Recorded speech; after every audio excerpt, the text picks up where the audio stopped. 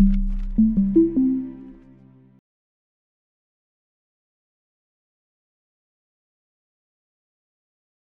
everyone. I'm Dunja Mladenovic from MDPI, and I will be your host today during this webinar.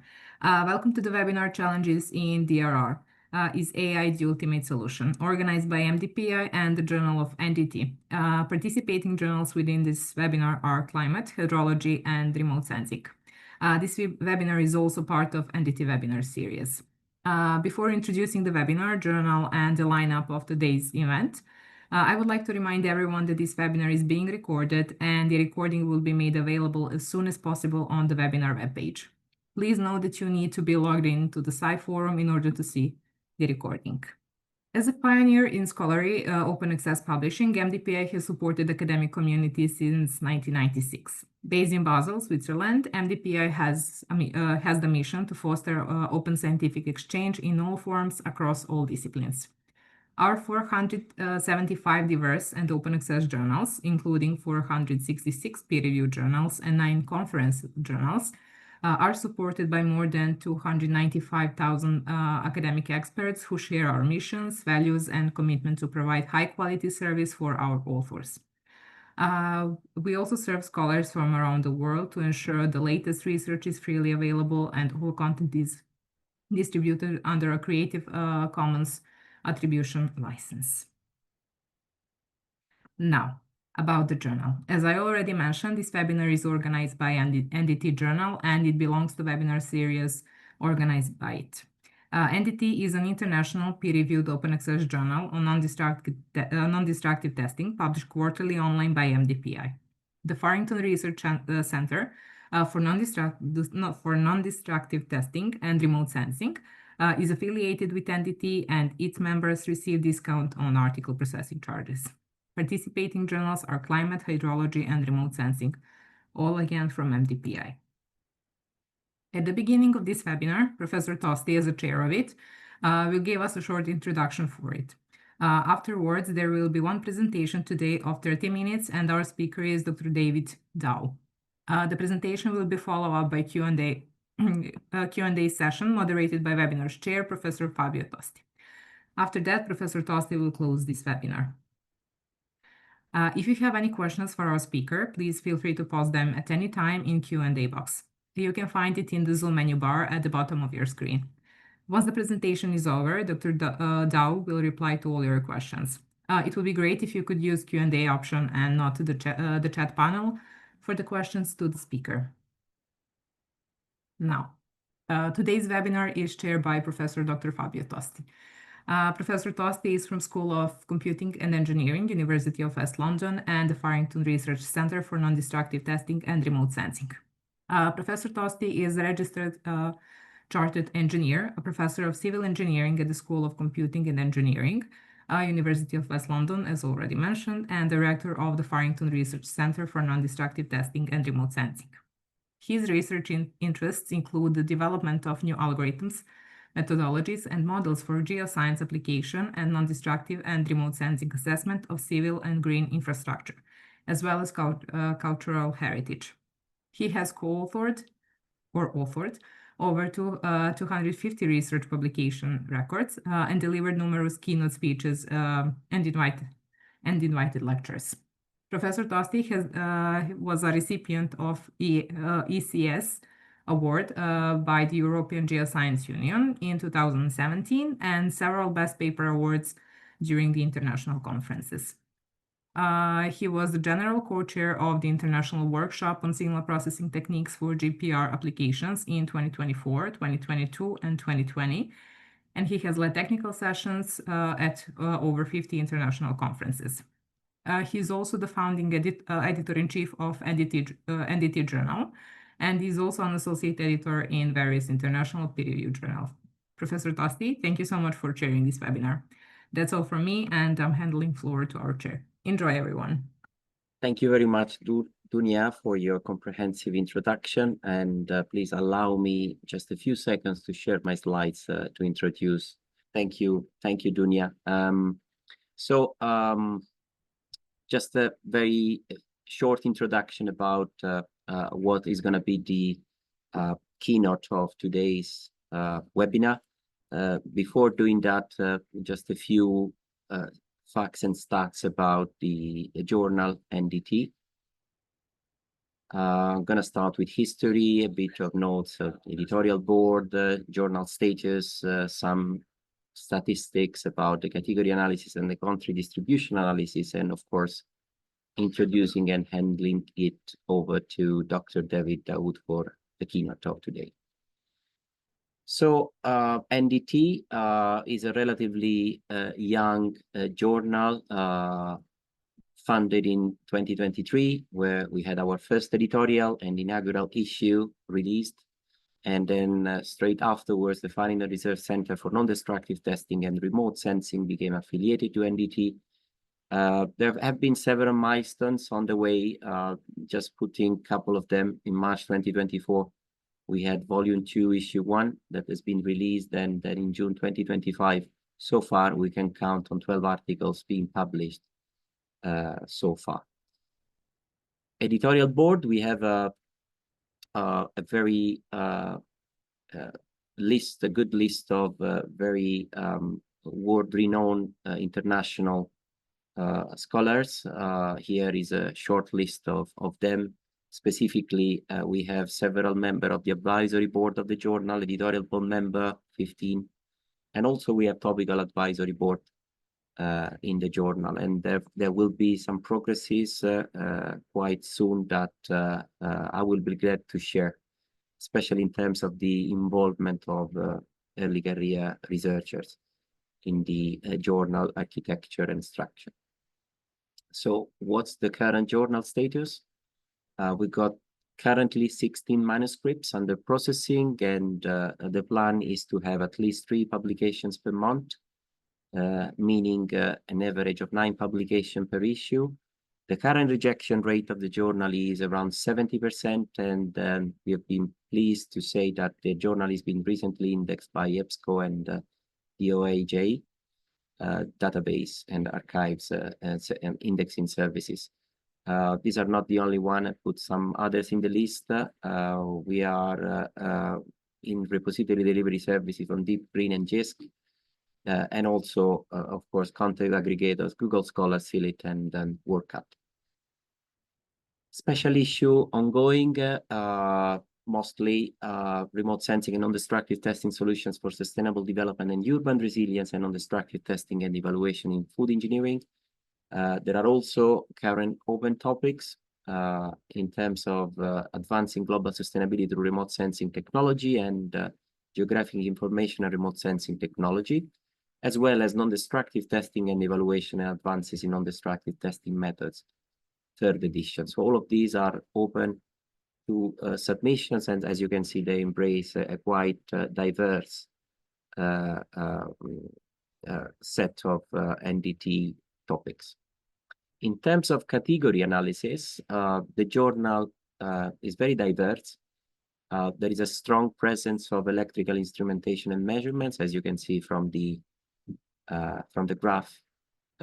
Equally, we span over civil and environmental engineering, asphalt, concrete, environmental imaging and sensing. We've got contributions from computer vision and graphics, archaeology, electromagnetism, mechanics, but also there are several submissions, especially ongoing into medicine and then medical science, especially. In terms of the country distribution analysis, the journal is expanding. There are some countries which are more present, especially North America and also the Asian countries, in particular India and China. However, we have also strong presence in Europe and UK, as well as I'm very pleased to say that some recent and then ongoing publications, they also embraced other continents, such as the African continent. Now, after a briefing about a few facts and stats on the journal, it is my pleasure to introduce our speaker of today's webinar, Dr. David Daou. A few words about Dr. David Daou. Dr. Daou leads the AI and remote sensing team at UNU-EHS. Especially is the UNU-EHS AI representative, and he is a member of the scientific committee of UNU AI Global Network. Dr. Dawood's research interests include AI and climate risk modeling, the development of new algorithms, and the synergy of AI and remote sensing development applied to climate change, climate adaptation, and disaster risk. Dr. Daou has authored and co-authored over 50 research publication records and delivered numerous keynotes and invited lectures, and worked with several space agencies, developed algorithms for the satellite Air Care Athlete LiDAR, and spent many years of his scientific career working on developing inversion methods for satellite and ground-based LiDAR.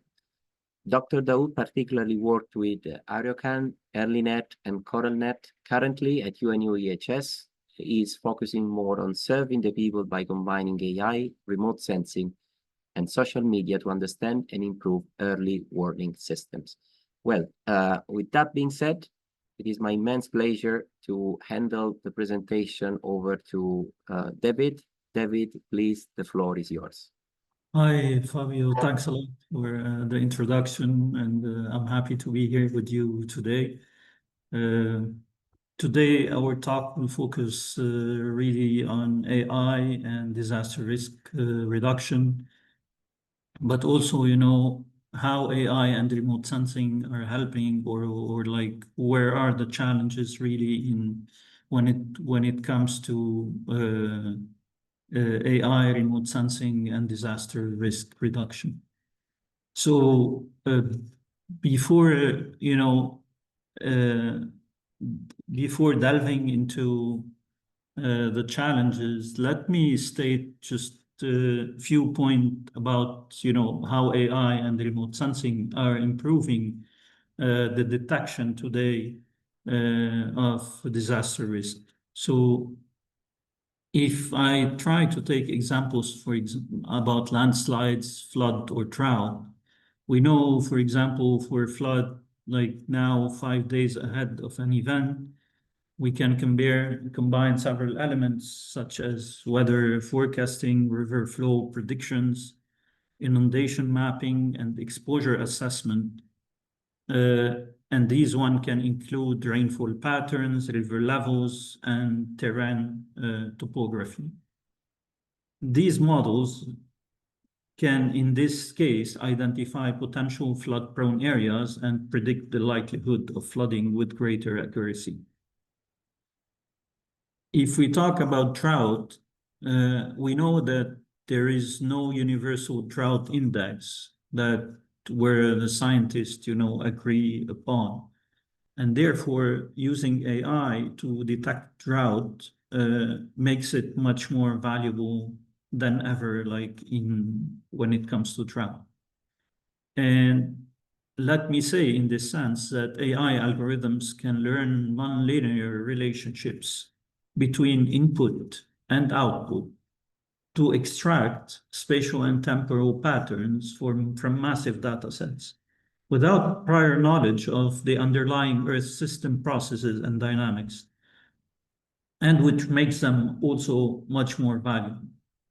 There's also a point here about AI flexibility to employ a wider range of input variables, such as novel remote sensing observations, as opposed, for example, to physics-based models.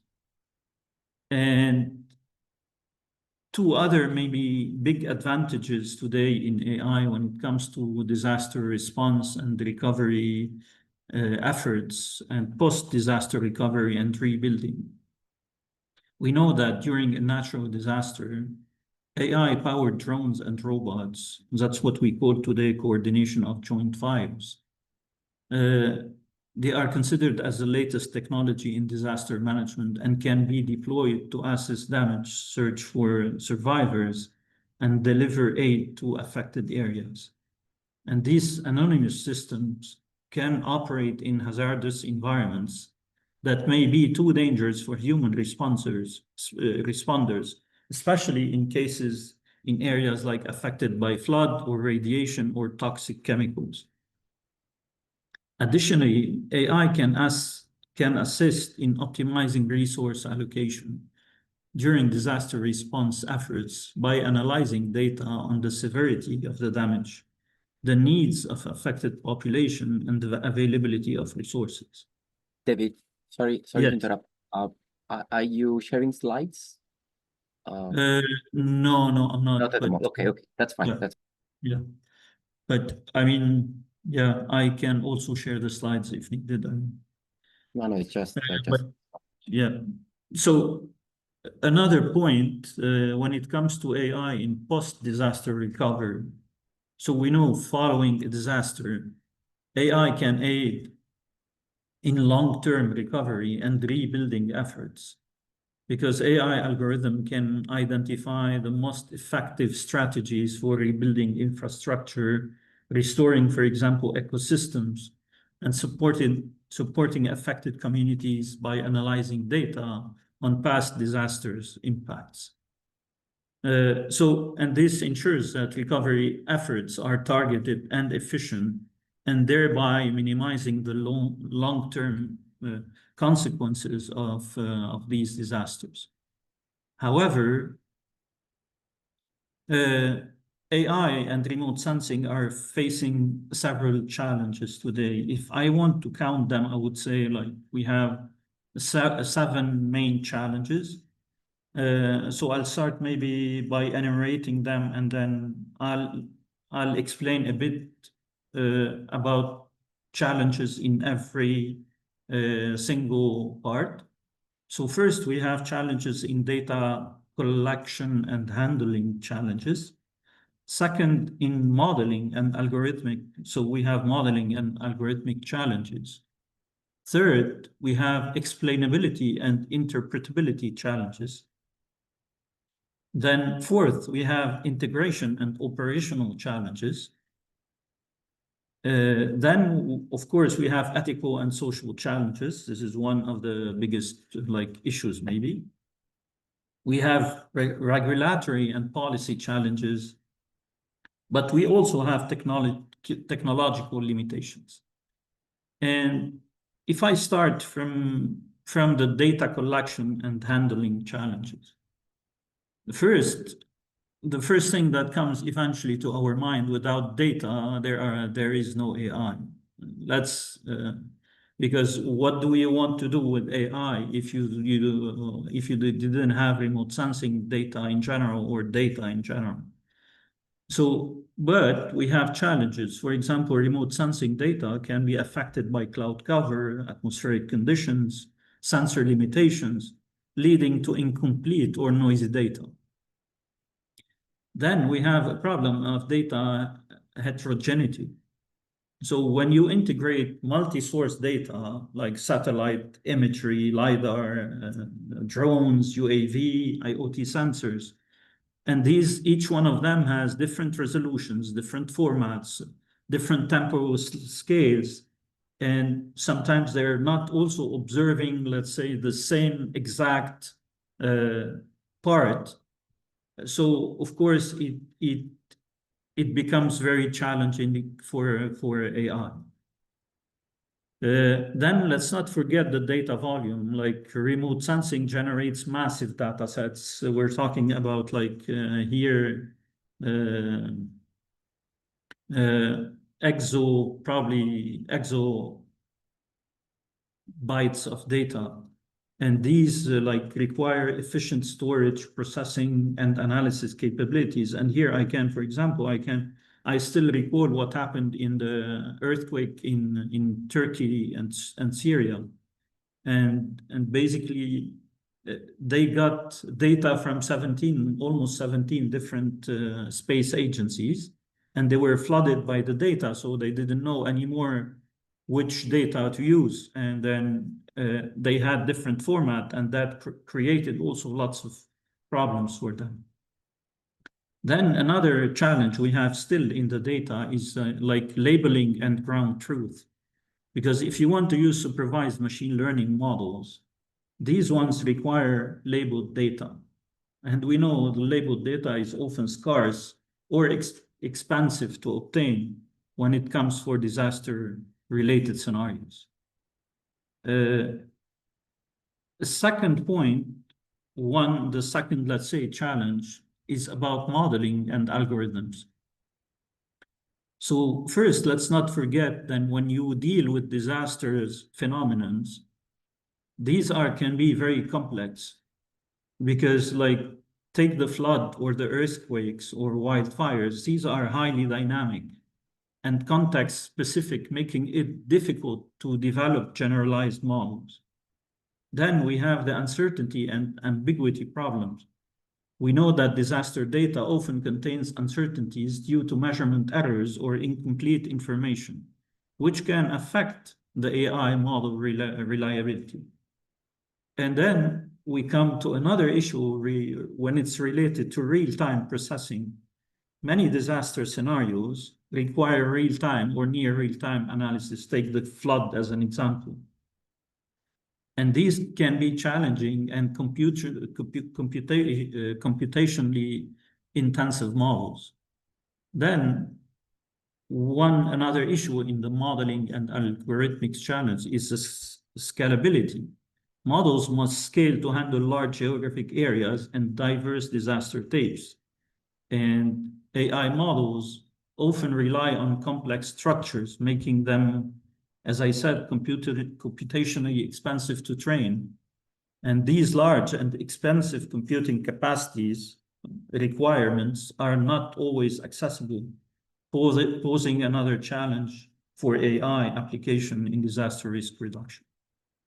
I'll move to the third challenge, which is the explainability challenges. We know we have the black box nature of AI, and many advanced AI models, say, for example, the deep learning, are inherently opaque, making it difficult to understand how predictions are made. And then here you need to think of your stakeholder trust.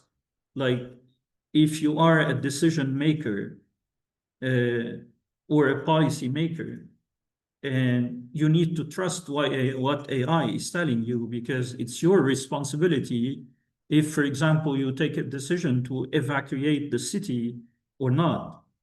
And so I don't want to be in the position of that politician, for example, or the decision maker, when he's, for example, or she's hesitant to rely on AI-driven insights, especially when they cannot understand or trust the underlying logic behind the black box predicament. And then there is something very important when it comes to explainability of AI, or what we call explainable AI, the XAI. Explanation must be tailored to the needs of different stakeholders. So you cannot explain the same way for a technical expert as for non-technical users, like whether they are general public or like policymakers. So you need to tailor these explainability based on who are your users. And then, unfortunately, there's always a trade-off between accuracy and explainability. So if you try to simplify models for explainability, this can reduce their predictive accuracy, which is in general very critical in disaster scenarios. Then I'll move to integration and operation challenges. Effective disaster risk management and disaster risk reduction requires collaboration between remote sensing experts, AI experts, disaster managers, and policymakers. And this can be challenging due to different, terminologies and priorities. Then how you operationalize your models, because transitioning from research prototypes to operational systems that can be used in real-world disaster scenarios is often very difficult. And many times it fails when it's, applied like in near real time or real time. And then we have infrastructure and resource constraints. Many disaster-prone regions lack the infrastructure. For example, they don't have high-speed internet, they don't have computing resources, sometimes they don't even have internet. at all, like the Pacific Islands. And then if you don't have those, how can you support like advanced remote sensing or AI technologies? And then there is also a challenge in implementing the AI models, especially when it comes of user notification, because the AI model outputs will need to be translated and visualized according to end user needs, as I mentioned previously. And then it requires different stakeholders in the design and the evaluation of alert and early warning system, forecasts, hazard map, and decision support system. You need the local knowledge, because without the local knowledge, your AI system may create like a big chaos. And then informed decision making needs to present confidence level, uncertainties, and constraints of the system. We need to be transparent when we talk about our AI and what are the real uncertainties in the system. They need to be clearly transparent in order for the decision maker to take the right decision. And then when it comes to ethical and social challenges, we know we have biases in data and models, and these can lead to unfair or inaccurate predictions affecting vulnerable populations. Then we have privacy concerns, because remote sensing, you know, like especially when it comes to high resolution data in the centimeter or like 1 meter resolution, or like when you are using drones, you may capture even inadvertently sensitive information. These can be personal properties, infrastructure vulnerabilities, and so on. And then there is the issue of equity and accessibility. We need to make sure that the benefits of these technologies are accessible to low resource communities and developing countries. And this can be a very like significant challenge. And then we have the issues of policy and regulatory challenges. We know we have lack of standards. There are no universal standards for integrating remote sensing and AI in disaster risk management, leading eventually to inconsistencies in implementation. Like one problem, for example, when you had different agencies working in an earthquake, but they are using different output, like when it comes to the data. So they are not using, for example, all GeoTIFF data or NetCDF or HDF5. Then it becomes very challenging to deal with the data. We have data sharing and ownership as well challenge. Legal and regulatory barriers can hinder data sharing between organizations, and which is critical for effective disaster management. And we need to be accountable when we are using AI-driven decisions, especially in disaster risk scenarios. And this can be complex, especially when errors occur. And finally, so the seventh challenge is like technological limitations. We know we have sensor limitations when it comes to remote sensing, and these can hinder the trust, especially when they may not capture all relevant features.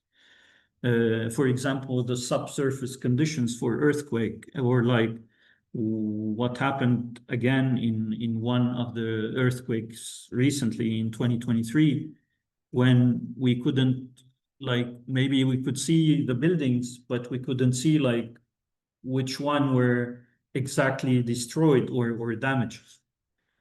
And model generalization. So, you know, you train the model on specific region, and what worked, for example, in Peru doesn't mean it will work in Pakistan.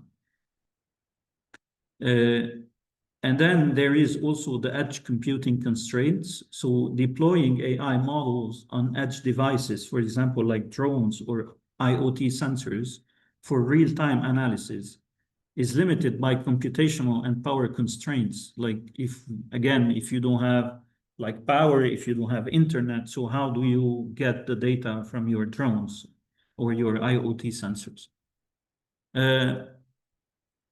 These basically are like the main challenges. I want to say something here about explainable AI. Because explainable AI appeared recently the past 3 years. And before explainable AI, we didn't the user, doesn't matter who the user is. They will always would ask you, why did you take that decision with AI? Why you didn't do something else? How do we know that you succeeded? How do we know when you failed? And how can I trust your results? And let's say if there is an error, how do I do to correct this error? And these questions we were not before, like 3 years ago, like we were not able to answer. Today, depending on the algorithm, on the AI algorithm, we may answer these questions. For example, now, when you train the data with the new machine learning processes, you can deploy an explainable model, and you can tell the user, because you can explain to the user today, I understand. So the users have an answer for you, and he tells you, yeah, now I understand why you select this procedure, why you classified these different categories. And I know when you succeed, I know when you fail. I also know when to trust you, but I also know when you made some errors.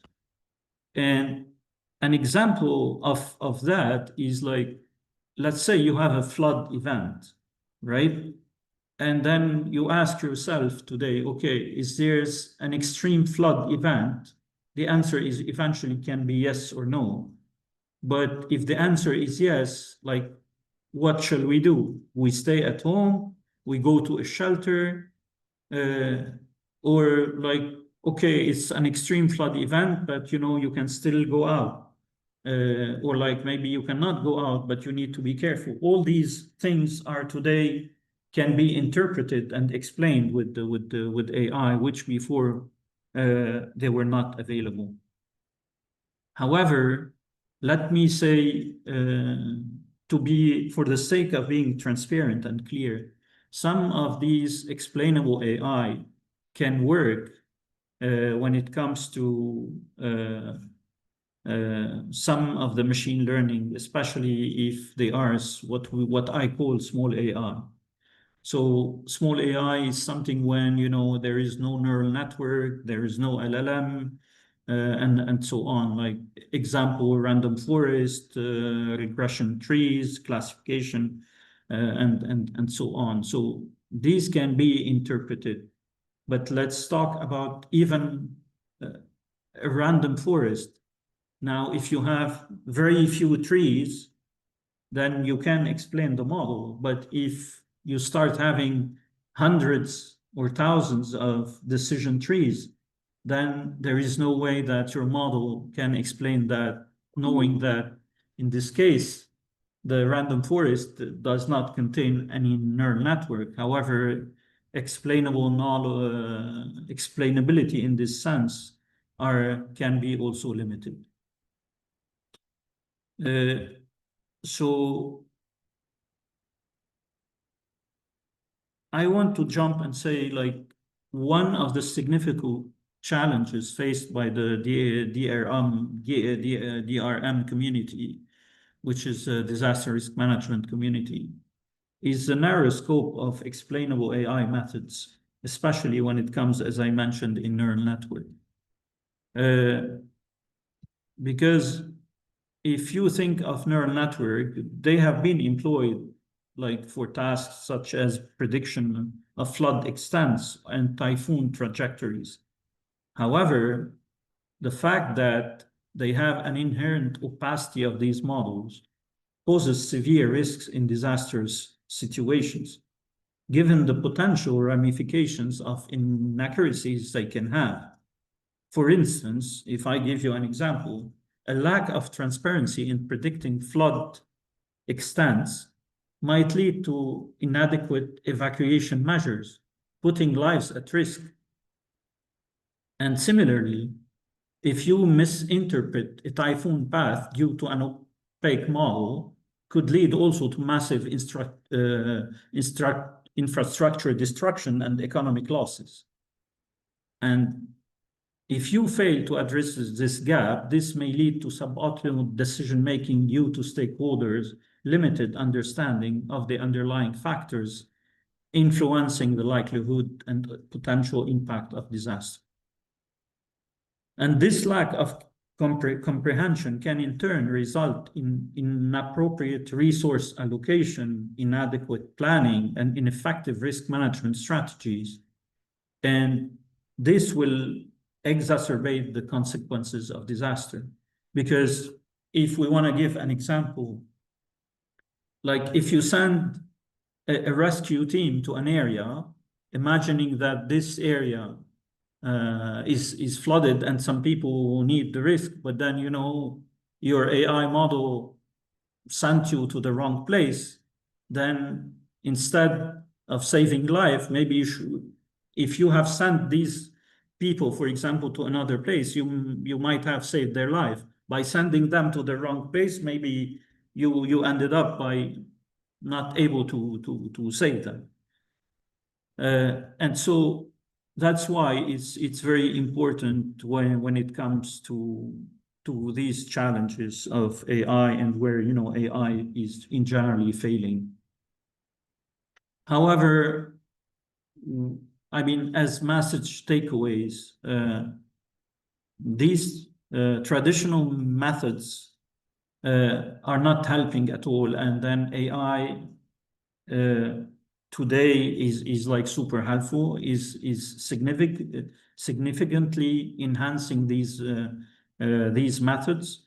And of course, using remote sensing, this synergy between remote sensing and AI can offer several advantages in disaster risk reduction, including, for example, improving early warning system, accurate weather forecasting, because, you know, today with AI, you can do accurate weather forecasting in less than a day, compared like when in the past you needed to run your model for weeks and months.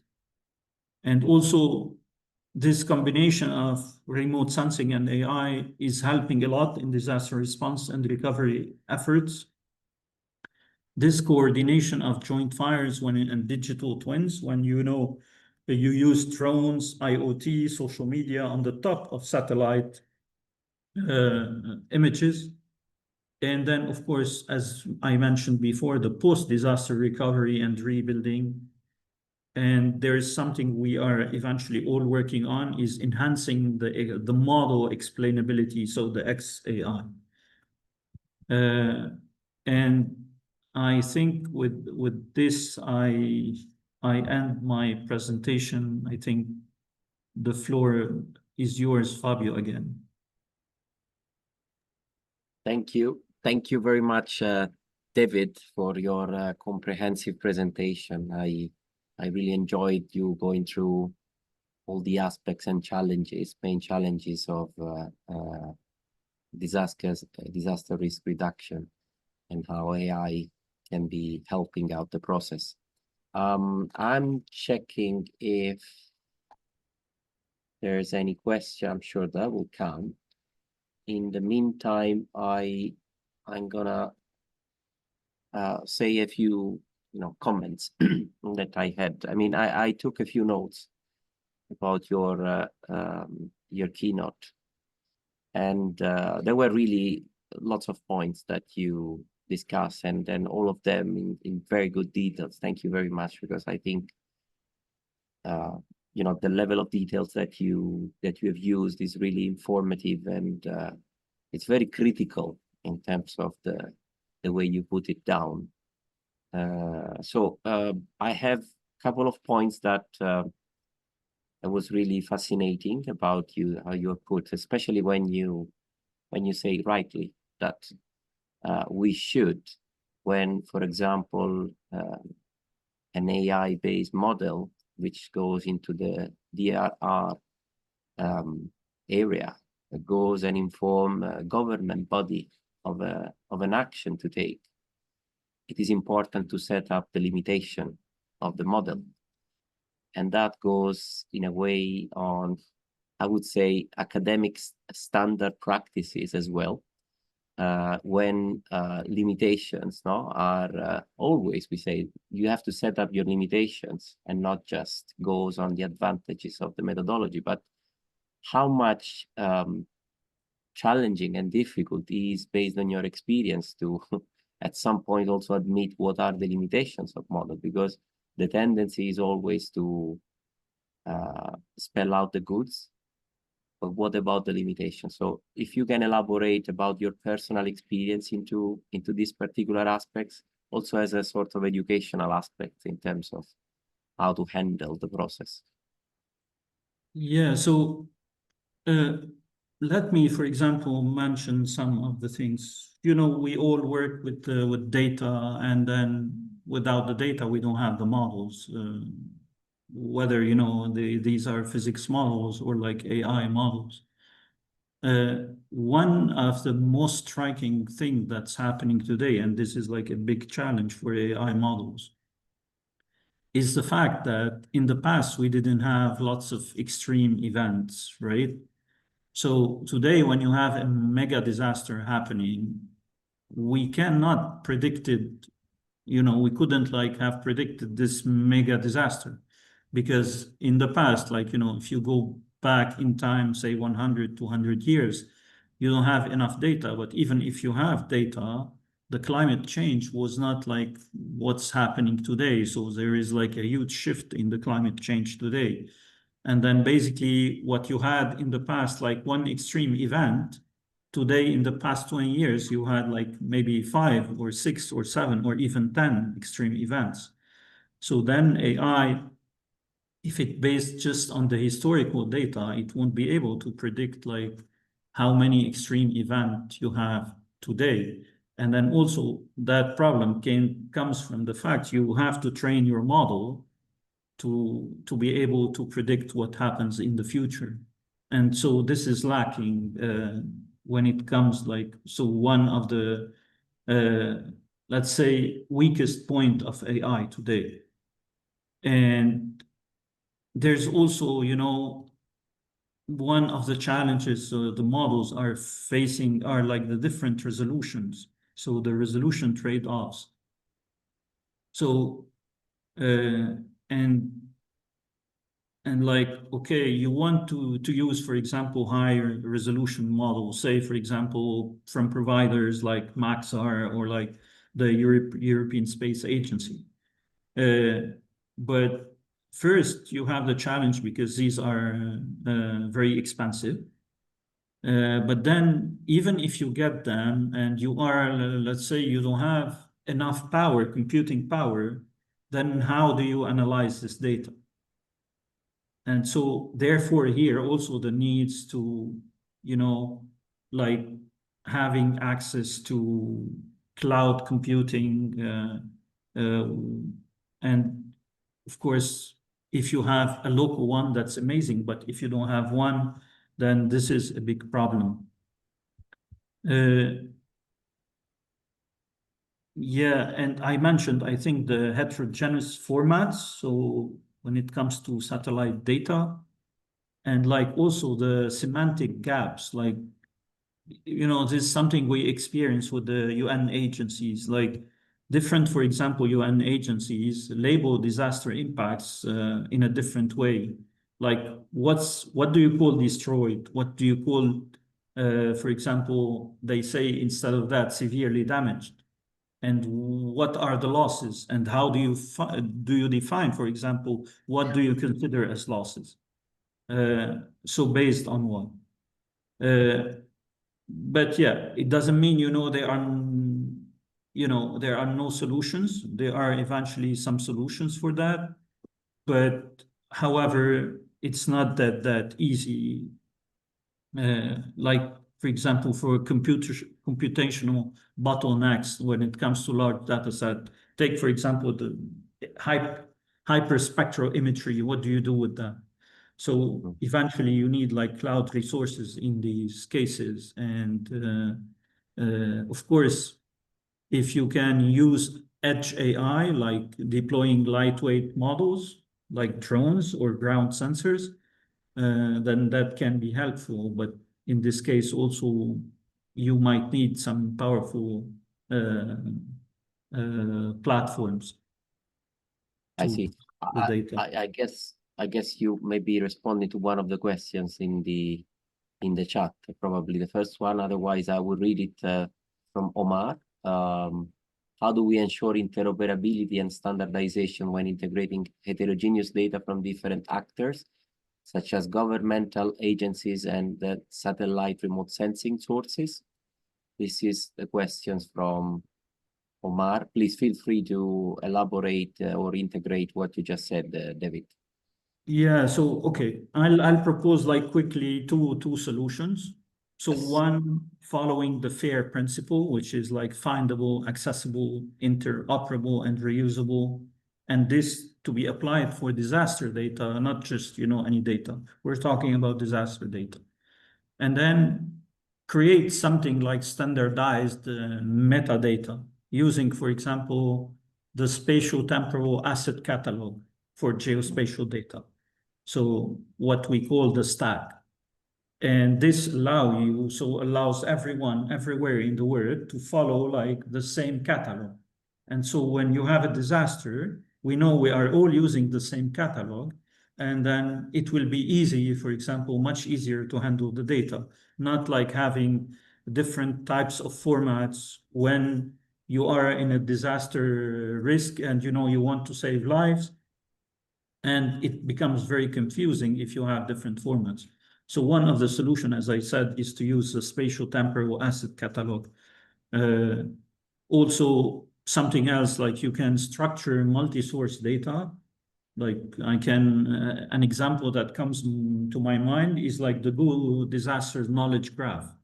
This is like also one of the solution, for example. And mainly I think those. I can think also, but I mentioned it before, so like the computational bottlenecks, but these can be handled through cloud resources. But also if you have issues like in latency in satellite downlink links, then you can use near real-time data. For example, the ESA, so the European Space Agency rapid mapping, which is still take hours to download, but of course you don't have a better solution right now. So like, let's say you want information about precipitation, and you are using some data from the NASA. However, you need sometimes to wait at least 8 hours to get this data. So it's not like, so there are things that where we cannot do anything yet, but at least we have some solutions, like I said, when it comes to cloud computing and using the stack for geospatial data. I hope I answered. Thank you very much, David. Definitely. Thanks, Omar, for the good question. I have another one from it's anonymous. I think you partially elaborated on that. However, I will read it again just in case you want to add something more. Do you think current AI models in DRR are robust enough to work across scales, local to global or vice versa, when trained on heterogeneous datasets? Well, you sort of elaborated on that. Yeah, indeed. I mean, I mentioned about that earlier, but okay, honestly speaking, as I said, we have lots of challenges. I kept on repeating one of the solution for that, like to solve everything, would be like if we ask every country, for example, when we transfer the knowledge to all the countries in the world, is like to start labeling data for every country, every city. Because that's the solution, is the fastest solution. Because if we have data for every country, and then we come with a different model, but we start training the model on the data, the available data, especially when it's local data, then this can be like a solution worldwide. However, we are still far from doing that, but this is a goal actually to maybe start, training the data. But yeah, for the time being, let's say if AI tells you like 70 or 80 or 90% that, okay, that's a decision you have to take when a disaster happens, and you have like few minutes to decide if you evacuate like the people or not, then you need to take a decision. Now, of course, there are 10%, for example, chances that you are wrong and your AI model is wrong. But in this case, you should trust the 90% and go ahead with that. If I was a decision maker, that's what I would do. But yeah, let's remember just that although AI is helping a lot, AI is not a silver bullet, and it's not going to fix all our problems like in one day or 1 year. So. Thanks, David. And this reconnects to sharing limitations, as you were mentioning before. Thanks a lot for your consistency as well. We have another questions. Questions are coming as I was expecting. This is another interesting one from Ravi Rai. To add into the challenges regarding the border sharing countries which share some river catchment basins seems to have hard time informing and predicting the flood's intensity, its high floods level. For instances, if there was a heavy rainfall in one country while another receives very few, but the water level increased so high that second country suffer heavy damages. So should technical professionals stay in decision making, as this is heavily hurting the economy of the nation? These are very challenging questions, but yeah, please, David, feel free to elaborate. Yeah, I'm not sure, honestly, if I can answer the question. This is indeed like a very interesting question. But yeah, I mean, look, I'm not really going to answer the question, but I'll tell you something. When there are conflicts, we realized actually, and we are trying nowadays to include this in our studies. The fact that there are conflicts between countries, especially when it comes to disasters, when disaster happens, this increases actually the conflicts instead of like resolving the problem. And what in these cases, there's like nothing much maybe you can do in terms of, I mean, because the remote sensing satellite you have, the data you have are always there. But this becomes more like maybe a political issue or like a conflicting issue. And then the best way for me, I think, here is like to ask the people to engage in peace talks. So I don't know else what I can. I don't have like a magical stick to to propose a solution in this case, but yeah. Yeah, it perfectly makes sense. I mean, we are here as scientists, and of course, the data are there, and then it's, I think your answer makes sense. It's up to the people who take political decisions then to get to sharing, basically, of this data. Thank you, David. Christine, thanks for the question, and I'm just reading. We have just had a tremendously destructive flood in Texas. Many agencies were trying to prepare for flooding. Do you think predictive flood AI models for DRR can bolster current models? It would be very interesting to compare current models and AI. Okay, let me say one thing. We had this conversation many times, with several colleagues, including some colleagues like, from Google, IBM, also space agencies or local national agencies.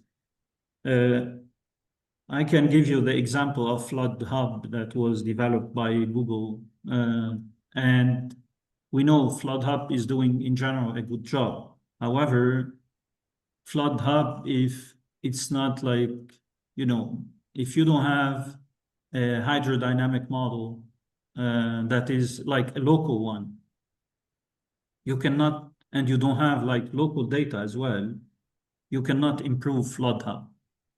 And so it's not the AI alone that is going to fix issues or better predict, let's say, the flood. What you should do to actually improve is this combination of AI plus like the physics models that we currently have, and then also to use the local data on the top of like, what can you have as global data. Because in order to correct what's happening in a neighborhood or in a city, you really need to rely on local data and also local knowledge. Like, you take a model built for that city with, let's say, with the knowledge coming from the local people, local scientists that have been working in that city. And instead of having like global scientists that, have never been there, they don't have the local expertise. So that's how I see things in the future. And everyone in the community of disaster risk today is trying to include in every aspect, not just like, the physics model or the AI models, but also the local context, whether it's like physics or mathematical models, but also the local knowledge that comes sometimes also from indigenous people or like First Nations and so on. Yeah. Thanks again, David. I fully agree on your view. And thanks, Christine, for the question. The next question is from Suman. Well, Suman, first, thanks, David, for the talk, very informative. And then the question is, what would be your go-to approach for, let's say, an isolated island country which has lost all its communication channel and other critical infrastructure due to volcanic eruption triggered by tsunami, like Tonga, and how the stakeholders can use AI in this case, if they can. David. Yeah, actually, that's a very important question, and honestly, it's not very easy, but in this case, it's really very difficult, because if you don't have like internet, then how can we access like data, how we can even communicate. And I can also know, like, most of the times I can tell you this something, some islands, we don't even have like data points over that island, especially like when these islands are like in the middle of the oceans. And so how can we, we can find a solution for that? All I can say, like, I remember the International Red Cross, I think, used some kind of solution. And this solution is based on delay tolerant networks, what we call the DTN, that usually they used it also in conflict zones. But yeah, I'm not sure also if that's a solution, because if I know, for example, if you talk about the Pacific islands, we know like most of the times we don't have internet there, and it's very easy to yeah, maybe you can use mobile network or like SATCOM in case if you have that, but yeah, this remains to be seen. So I think it depends on each case. But again, maybe here we don't have also a magical solution. Yeah, I mean, just a personal comment, what is emerging? Well, it was kind of expected, because the DRR is so different based on the regions that we are dealing with. And then so possibly there shall be some sort of regional DRR operational unit, that they have their own infrastructures and they act accordingly to the what are the characteristics of that particular regions. I'm sure there are models that they maybe not, they they are up to the individual countries. But for example, UN could, in terms of organizational by regions, could potentially do some sort of indicate directions for these in future to develop. So DRR on its own is a huge topic, that could be differentiated based on regional needs.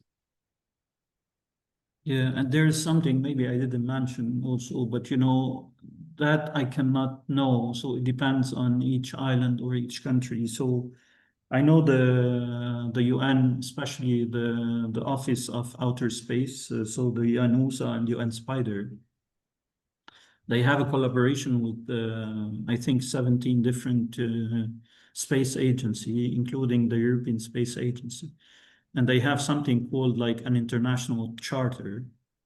And you can activate that charter whenever a disaster happens.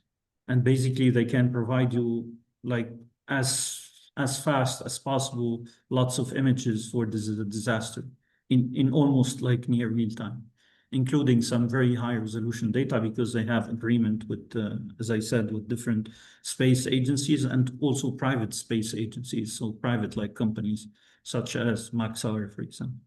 But in order to activate the charter, you need to be a member.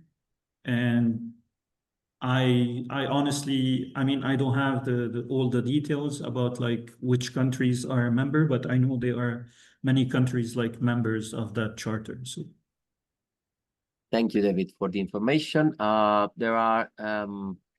There's Professor Sama Bashir Kayani from Pakistan, thanking you very much for the informative talk. Thanks, Sama. And I think we are over. However, if you agree, David, we can spend the next few minutes to respond to the question. Is that okay with you?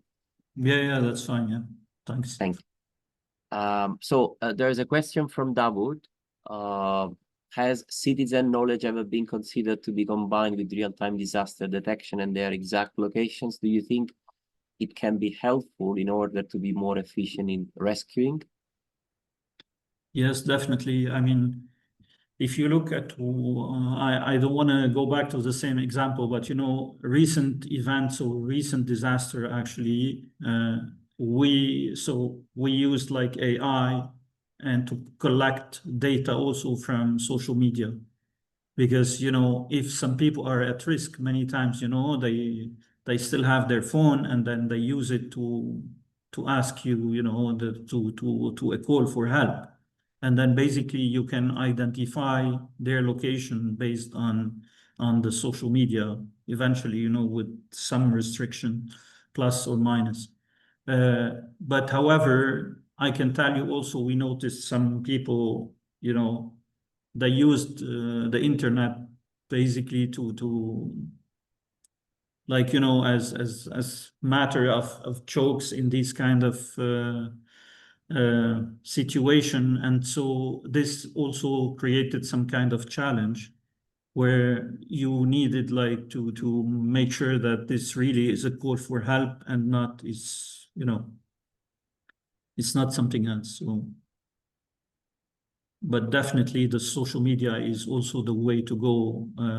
That's what we were talking when we said like the digital twin. So this collaboration between satellite, the AI, the drones, the IoT, and also local knowledge, but also social media.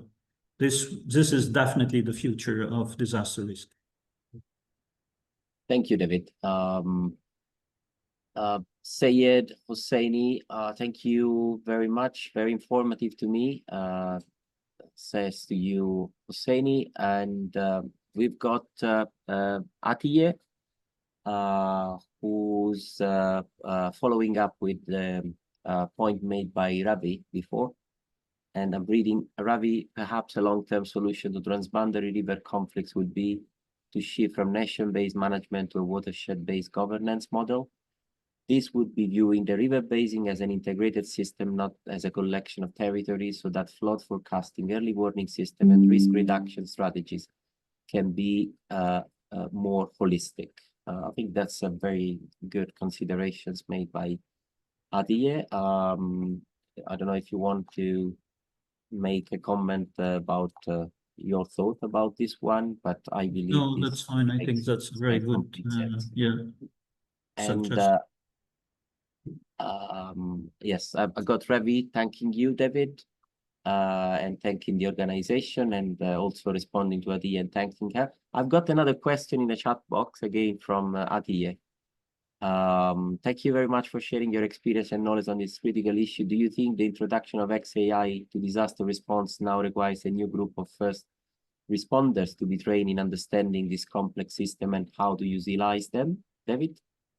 Yes, definitely. This is something, I don't know if I mentioned this during the presentation, but of course, one of the most important thing when it comes to disaster risk reduction, you need to train the people. So you have to be on the ground and then to transfer everything you know when it comes to disaster response or like emergency response. So training, capacity building are essential. And that's why I mentioned at some point, you need to know to which user you are talking when you use AI and remote sensing.